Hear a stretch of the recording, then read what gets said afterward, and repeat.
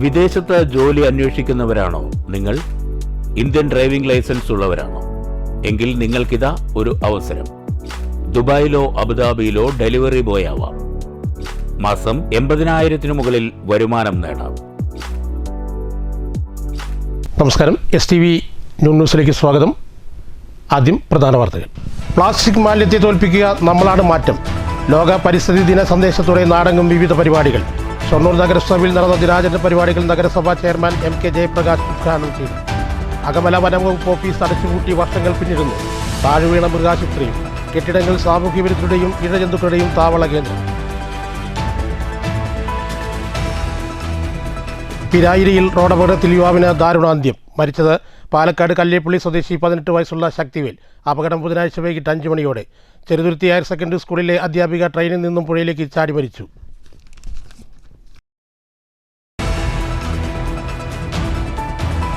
ചുട്ടുപൊള്ളുന്ന ഭൂമിക്ക് തണലൊരുക്കാനും അന്യം നിന്നു പോകുന്ന ഔഷധ സസ്യങ്ങളെ സംരക്ഷിക്കാനുമായി കോട്ടാഴി തൊഴിലുറപ്പ് തൊഴിലാളികളുടെ യത്നം ശ്രദ്ധേയമാകുന്നു.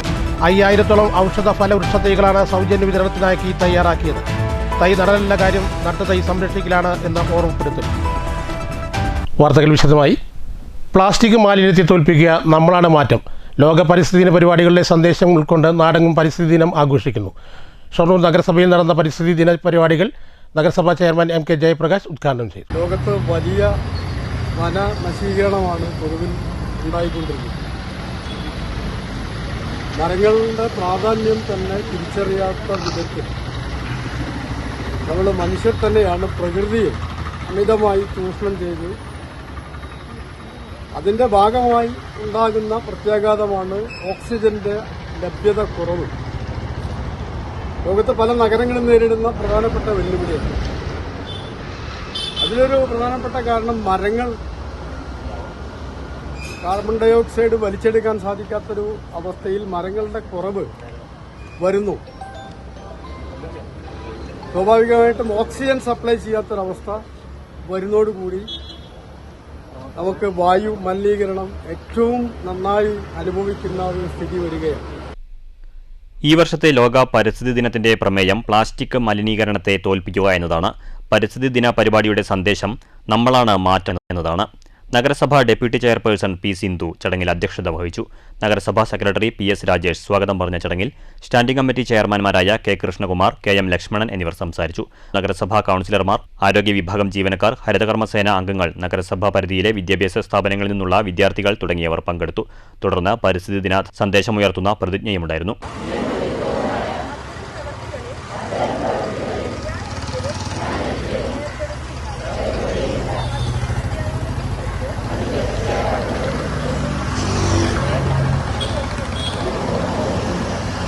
മധുരം വിതരണം ചെയ്തു. നഗരസഭ മുതൽ പൊതുവാൾ ജംഗ്ഷൻ വരെയുള്ള പാതയുടെ വശങ്ങളിലായി വൃക്ഷത്തൈകളുടെ നടീലുമുണ്ടായി.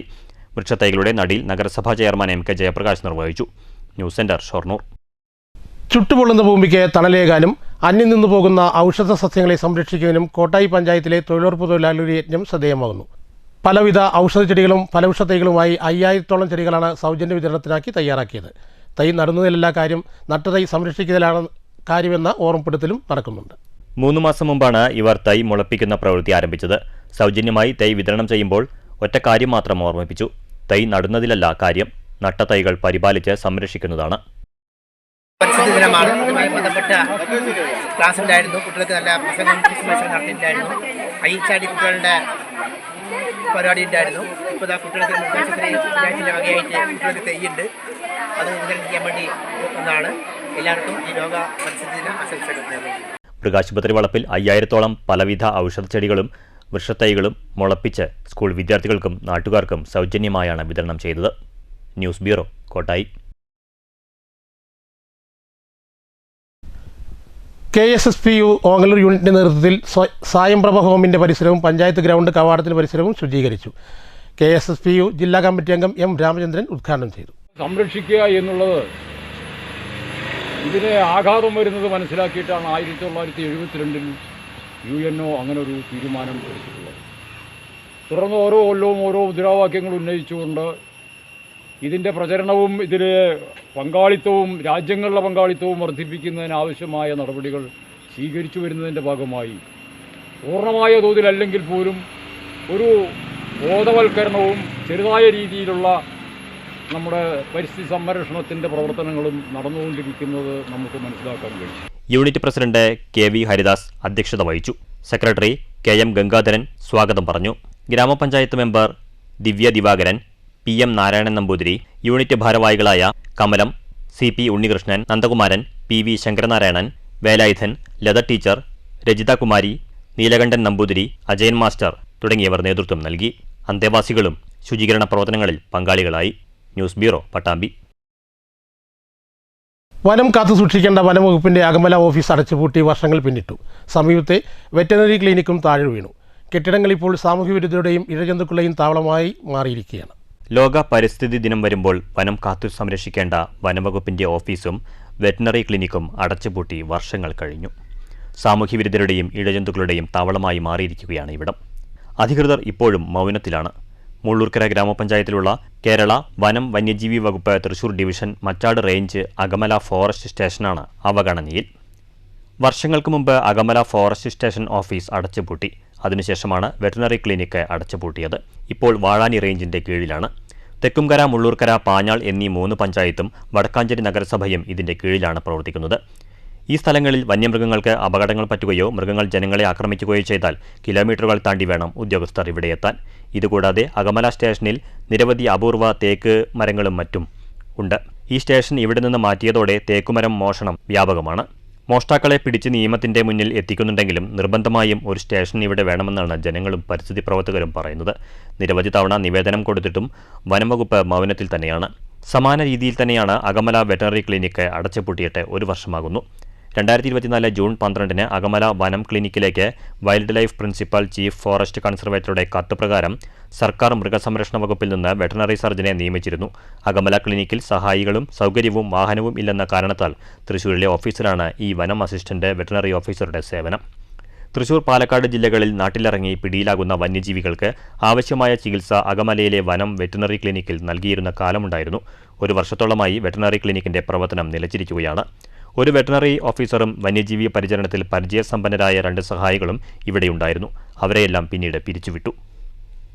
5 വർഷം മുൻപാണ് അകമലയിൽ വനംവകുപ്പിന്റെ സ്റ്റേഷൻ കെട്ടിടം 7 ലക്ഷം രൂപ ചിലവിൽ പുതുക്കി ക്ലിനിക്ക് തുടങ്ങിയത്. മൃഗസംരക്ഷണ വകുപ്പിന്റെ ആശുപത്രികളിൽ മൃഗങ്ങളെ പാർപ്പിച്ച് ചികിത്സിക്കാൻ സൗകര്യമില്ല. ഇതിനു പരിഹാരമായിട്ടാണ് തൃശൂർ വനം ഡിവിഷൻ അകമലയിൽ ക്ലിനിക്ക് ആരംഭിച്ചത്. നെല്ലിയാമ്പതി, ചാലക്കുടി, നെന്മാറ, പാലക്കാട് ഡിവിഷനുകളിൽ നിന്ന് ധാരാളം പക്ഷിമൃഗാദികളെ ചികിത്സയ്ക്കായി ഇവിടെ കൊണ്ടുവന്നിരുന്നു. 5 ലക്ഷം രൂപ ചെലവിട്ട് ശസ്ത്രക്രിയ അടക്കമുണ്ടായിരുന്നു. ക്ലിനിക്ക് അടച്ചുപൂട്ടിയതോടെ ഇവിടെയുണ്ടായിരുന്ന വാഹനം വടക്കാഞ്ചേരി റേഞ്ച് ഓഫീസ് ഏറ്റെടുത്തു. അവിടെ ഉപയോഗിച്ചിരുന്ന കാലാവധി കഴിഞ്ഞ വാഹനം ക്ലിനിക്കിന് മുന്നിൽ ഇപ്പോഴും തുരുമ്പ് പിടിച്ചു കിടക്കുന്നുണ്ട്. എല്ലാത്തിനും കാരണം ഉദ്യോഗസ്ഥരുടെ അനാസ്ഥയാണെന്നും അധികൃതർ ഇനിയും വേണ്ട നടപടികൾ സ്വീകരിച്ചില്ലെങ്കിൽ ഇവിടെ ഇനിയും തേക്കുമരങ്ങളുടെ മോഷണ പരമ്പര തന്നെ ഉണ്ടാകുമെന്നും bio natural club president doctor KM Abdul Salam പറഞ്ഞു.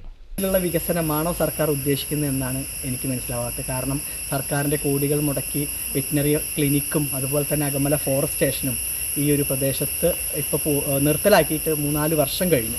4-5ാമത്തെ വർഷത്തിലേക്ക് കടക്കാൻ പോവുകയാണ്.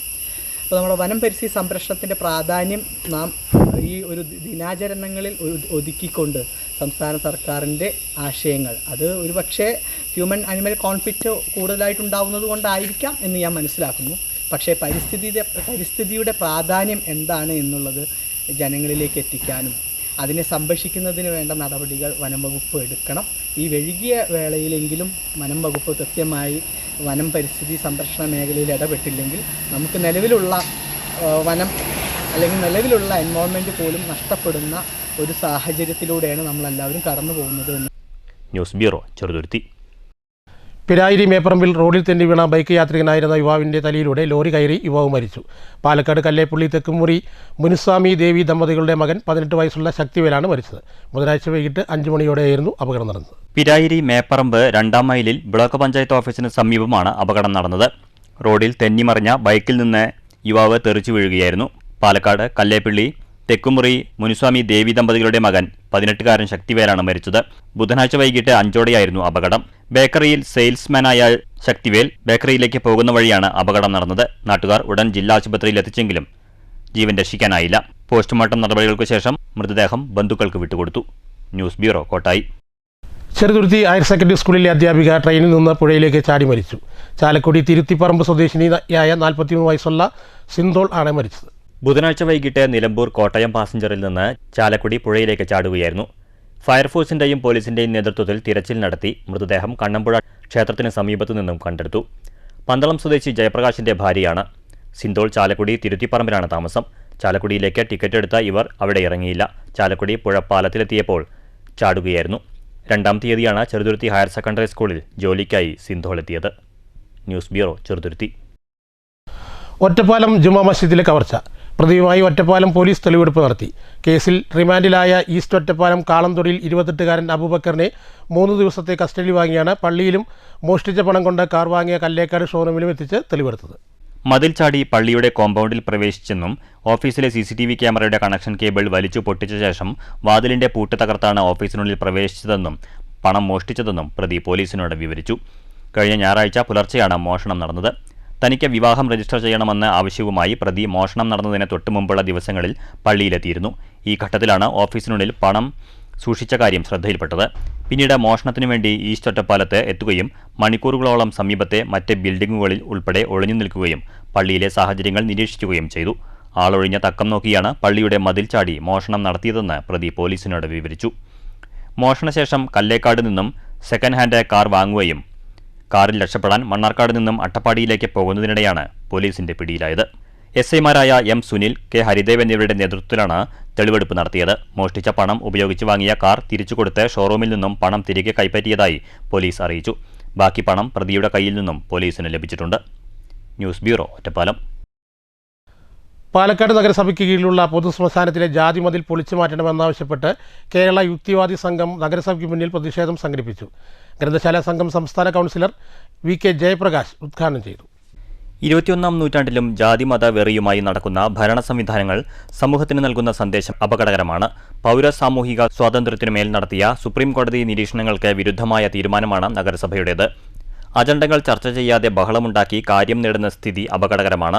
ജാതി വ്യവസ്ഥിതിക്കെതിരായി മതിൽ കെട്ടിയ കേരളത്തിലാണ് ശ്മശാനത്തിൽ പോലും ജാതി മതിൽ ഉയരുന്നതെന്ന യാഥാർത്ഥ്യം തിരിച്ചറിഞ്ഞ് പ്രതികരിക്കണമെന്നും VK ജയപ്രകാശ് പറഞ്ഞു. നടപടിക്രമങ്ങളും ചട്ടങ്ങളും പരിശോധിച്ചാണ് കൊടുക്കുക. നിരവധി പരിശോധന നടത്തിയിട്ടാണ് കൊടുക്കുന്നത്. അത് സംസ്ഥാന സർക്കാരിന് ചെയ്യാൻ കഴിയാവുന്ന ഒരു കാര്യമാണ്.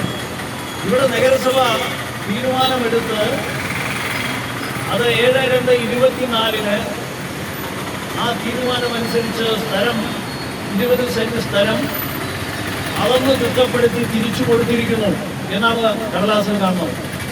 അളന്ന് തിട്ടപ്പെടുത്തി തിരിച്ചു കൊടുക്കുകയും അങ്ങനെ അളന്ന് തിട്ടപ്പെടുത്തി കൊടുക്കാനുള്ളതൊന്നും തറവാട്ട് സ്വത്തല്ല. പൊതുജനങ്ങളുടെ സ്വത്ത് അങ്ങനെ കൈകാര്യം ചെയ്യാൻ ഒരു വ്യവസ്ഥയിലും ഇപ്പോഴത്തെ സാഹചര്യത്തിൽ സാധ്യമല്ല. ശക്തിധരൻ അധ്യക്ഷത വഹിച്ചു. അനിൽകുമാർ, ശബരി ഗിരീഷ്, സതീഷ് കൊയിലോത്ത്, നാരായണൻകുട്ടി, വേണുഗോപാൽ, രാമകൃഷ്ണൻ എന്നിവർ സംസാരിച്ചു.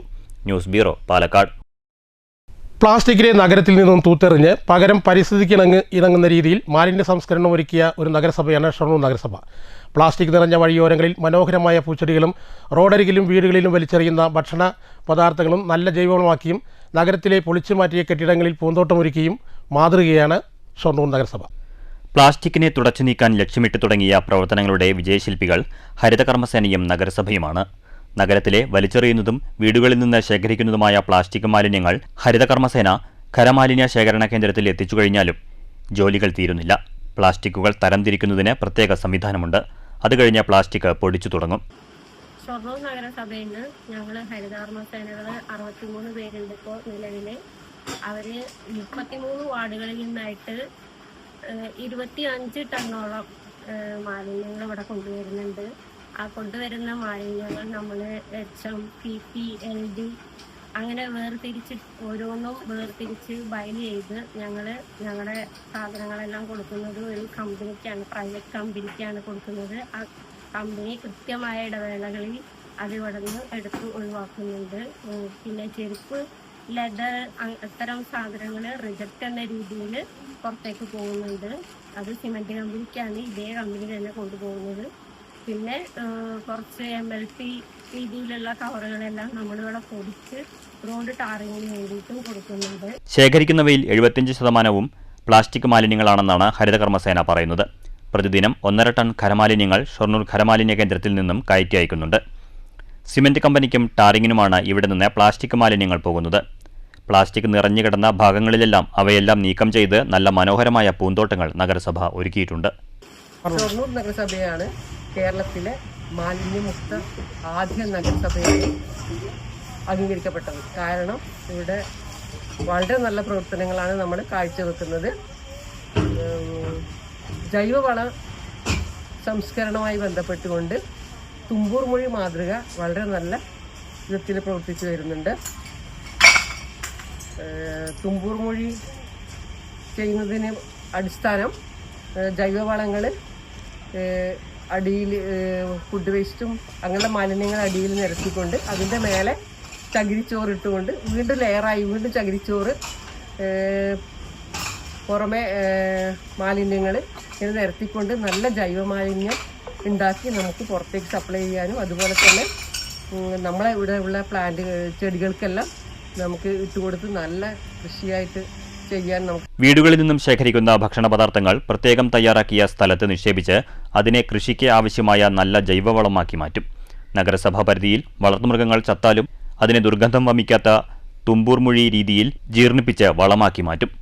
നഗരസഭയിലെ 63 ഹരിതകർമ്മസേന അംഗങ്ങളുടെ നേതൃത്വത്തിലാണ് പ്രവർത്തനങ്ങൾ മുന്നോട്ടു പോകുന്നത്. നഗരസഭാ പരിധിയിലെ 12,000 വീടുകളിൽ നിന്നും 1700 സ്ഥാപനങ്ങളിൽ നിന്നുമായി 2000 കിലോ ഖരമാലിന്യങ്ങളാണ് ഇവിടെ ശേഖരിക്കുന്നത്. News centre, Shoranur. സർക്കാർ നിർദ്ദേശാനുസരണം ഷൊർണൂർ നഗരസഭാ ചെയർമാൻ MK ജയപ്രകാശ് ഔദ്യോഗിക വാഹനത്തിലുള്ള പതിവ് യാത്ര ഒഴിവാക്കി നടന്നായിരുന്നു നഗരസഭയിലെത്തിയത്.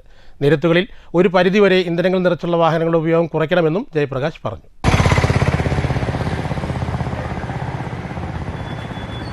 നിരത്തുകളിലെ വാഹനങ്ങളിൽ നിന്നുമുള്ള മലിനമായ പുക പരിസ്ഥിതി മലിനീകരണത്തിന് കാരണമാകുന്നുണ്ട്. ശുദ്ധമായ ഓക്സിജന്റെ അളവ് ദിനംപ്രതി കുറഞ്ഞു വരികയാണ്. വൃക്ഷങ്ങൾ വെട്ടിനശിപ്പിക്കുന്നത് പ്രകൃതിയെ നാശത്തിലേക്ക് നയിക്കും.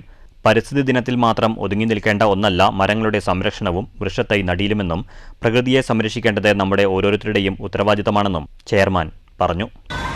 മരങ്ങൾ വെച്ച് വളർത്തി കൊണ്ടുവരേണ്ടത് ആവശ്യം. അതുപോലെ തന്നെ നമ്മൾ നേരിടുന്ന മറ്റൊരു പ്രധാനപ്പെട്ട വെല്ലുവിളിയാണ് വായു മലിനീകരണം. നിരത്തുകളിലെ ഇന്ധനങ്ങൾ നിറച്ചുള്ള വാഹനങ്ങളുടെ ഉപയോഗം ഒരു പരിധിവരെ കുറയ്ക്കണമെന്നും ജനങ്ങൾ കൂടുതൽ ഇലക്ട്രിക് വാഹനങ്ങൾ ഉപയോഗിക്കുന്നതിലേക്ക് മാറണമെന്നും ചെയർമാൻ കൂട്ടിച്ചേർത്തു. ഇപ്പോൾ നമ്മുടെ കേരളത്തിലാണെങ്കിൽ വാഹനങ്ങളുടെ ആധിക്യം അത് 2 വീലറായിട്ടും അതുപോലെ കാറായിട്ടും എല്ലാ വീടുകളിലും 1, 2, 3 വാഹനങ്ങളുള്ളൊരു അവസ്ഥയും. അപ്പോൾ അന്തരീക്ഷ മലിനീകരണം വല്ലാത്തൊരു ഇതിലേക്കാണ് പോയിക്കൊണ്ടിരിക്കുന്നത്. അത് നമ്മൾ കൂടുതൽ കുറേ കാര്യങ്ങളൊക്കെ നടന്ന് ശീലിക്കാനും സൈക്കിൾ ഉപയോഗിക്കാനും ഒക്കെ പഠിക്കുന്നത് ഉപയോഗിച്ച് കാര്യങ്ങൾ ചെയ്യുന്നതൊക്കെ വളരെ നല്ലതാണ്. വളരെ അത്യാവശ്യക്കാരത്തിന് ഇങ്ങനെ വലിയ വണ്ടികളൊക്കെ കാറോ ബൈക്കൊക്കെ എടുത്ത് പോകുക എന്നല്ലാതെ. News centre, Shoranur. ഗോവയിൽ നടന്ന ജൂനിയർ മോഡൽ സൗന്ദര്യ മത്സരത്തിൽ വിജയിച്ച് ഷൊർണൂർ സ്വദേശി ജിയ മനോജ്. ഓഗസ്റ്റിൽ വിയറ്റ്നാമിൽ നടക്കുന്ന മത്സരത്തിൽ ഇന്ത്യയെ പ്രതിനിധീകരിച്ച് മത്സരിക്കാനുള്ള തയ്യാറെടുപ്പിലാണ് ഈ 4ാം ക്ലാസ്സുകാരി. ഷൊർണൂർ വൃഷാലി വിലാസിൽ സോപാനത്തിലെ മനോജ് ജയസുജ അധ്യാപക ദമ്പതികളുടെ മകളാണ് ജിയ മനോജ്. ഷൊർണൂർ കാർമൽ സ്കൂളിലെ 4ാം ക്ലാസ് വിദ്യാർത്ഥിനിയാണ്. ഗോവയിൽ വച്ച് നടന്ന മത്സരത്തിൽ കേരളത്തെ പ്രതിനിധീകരിച്ച് മത്സരിക്കുകയും ബെസ്റ്റ് ഇൻട്രൊഡക്ഷൻ എന്ന സബ് ടൈറ്റിൽ കരസ്ഥമാക്കിയുമാണ് വിയറ്റ്നാമിൽ മത്സരിക്കാനുള്ള യോഗ്യത നേടിയത്. ചെറുപ്പം മുതലേ ഡാൻസ്, മോഡലിംഗ് ഒരുപോലെ ഇഷ്ടമുള്ള ഈ കൊച്ചുമിടുക്കി ഇതുവരെ നിരവധി റാമ്പുകളിൽ ചുവടുവച്ചിട്ടുണ്ട്. വാണിയംകുളത്ത് പ്രവർത്തിക്കുന്ന സാഗര നൃത്ത അക്കാദമിയിലെ അധ്യാപകരാണ് നൃത്ത പരിശീലനത്തിന് നേതൃത്വം നൽകുന്നത്. കേരളത്തിലെ കുട്ടികളുടെ മികച്ച ഫാഷൻ ഷോയായ മിടുക്കി കുട്ടിയിലെ ഫൈനലിസ്റ്റാണ് ജിയ മനോജ്. അതുപോലെ തന്നെ 2025 മെയ് മാസത്തിൽ നടന്ന face of Calicut junior kids വിഭാഗത്തിൽ സെക്കൻഡ് റണ്ണറപ്പ് കൂടിയാണ് ഈ കൊച്ചുമിടുക്കി. കുടുംബങ്ങളുടെയും സുഹൃത്തുക്കളുടെയും അധ്യാപകരുടെയും പിന്തുണയോടെയാണ് ഈ നേട്ടങ്ങളെല്ലാം കൈവരിച്ചതെന്ന് കുട്ടിയുടെ അമ്മ പറഞ്ഞു. ഓഗസ്റ്റിൽ വിയറ്റ്നാമിൽ നടക്കാനിരിക്കുന്ന സൗന്ദര്യ മത്സരത്തിൽ ഇന്ത്യയെ പ്രതിനിധീകരിച്ച് മത്സരിക്കാനുള്ള തയ്യാറെടുപ്പിലാണ് ജിയ മനോജ്. News centre, Shoranur. പ്രധാന വാർത്തകൾ വീണ്ടും. പ്ലാസ്റ്റിക് മാലിന്യത്തെ തോൽപ്പിക്കുക, നമ്മളാണ് മാറ്റം. ലോക പരിസ്ഥിതി ദിന സന്ദേശത്തോടെ നാടെങ്ങും വിവിധ പരിപാടികൾ. ഷൊർണൂർ നഗരസഭയിൽ നടന്ന ദിനാചരണ പരിപാടികൾ നഗരസഭാ ചെയർമാൻ MK ജയപ്രകാശ് ഉദ്ഘാടനം ചെയ്തു. അകമല വനംവകുപ്പ് ഓഫീസ് അടച്ചുപൂട്ടി വർഷങ്ങൾ പിന്നിടുന്നു. താഴ്വീണ മൃഗാശുപത്രിയും കെട്ടിടങ്ങൾ സാമൂഹ്യ വിരുദ്ധരുടെയും ഇഴജന്തുക്കളുടെയും താവള കേന്ദ്രം. പിരായിരിയിൽ റോഡപകടത്തിൽ യുവാവിന് ദാരുണാന്ത്യം. മരിച്ചത് പാലക്കാട് കല്ലേപ്പള്ളി സ്വദേശി 18 വയസ്സുള്ള ശക്തിവേൽ. അപകടം ബുധനാഴ്ച വൈകിട്ട് 5 മണിയോടെ. ചെറുതുരുത്തി ഹയർ സെക്കൻഡറി സ്കൂളിലെ അധ്യാപിക ട്രെയിനിൽ നിന്നും പുഴയിലേക്ക് ചാടി മരിച്ചു.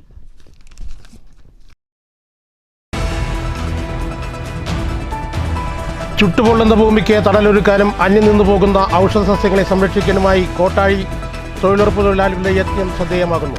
5000-ഓളം ഔഷധ ഫലവൃക്ഷ തൈകളാണ് സൗജന്യ വിതരണത്തിനായി തയ്യാറാക്കിയത്. തൈ നടലല്ല കാര്യം, നട്ട തൈ സംരക്ഷിക്കലാണ് എന്ന ഓർമ്മപ്പെടുത്തൽ. ഈ വാർത്താ ബുള്ളറ്റിൻ ഇവിടെ അവസാനിക്കുന്നു. നമസ്കാരം.